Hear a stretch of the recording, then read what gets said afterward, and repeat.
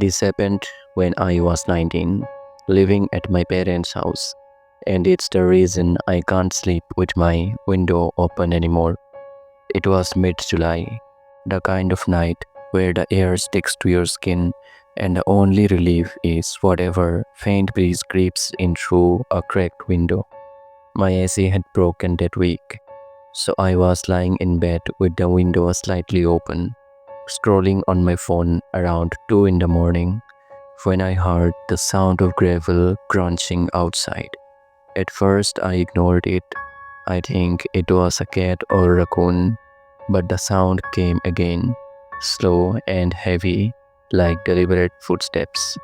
I locked my phone and sat still, straining my ears, and I swear I could hear the faint rhythm of someone breathing. When I turned toward the window, I noticed a shape standing by the tree line. At first, I told myself it was a shadow, but the longer I looked, the more it seemed like a man just standing there, facing my room. I whispered a shaky hello, but got no answer.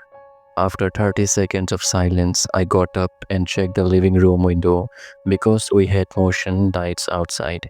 If anyone moved in the yard, they would flick on, but the light stayed dark and the yard looked empty.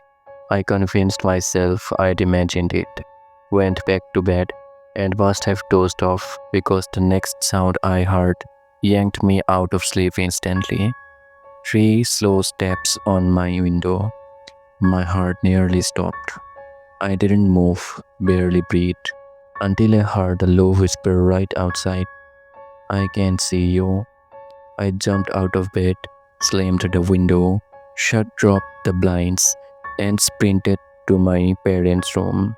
My dad grabbed a bat and searched the yard, but found nothing. No footprints, no broken branches, no signs anyone had been there. I stayed in my mom's room the rest of the night, but when I went back in the morning, I froze. On the outside of the glass were clear smudges, handprints, pressed against the window right where I heard the strapping.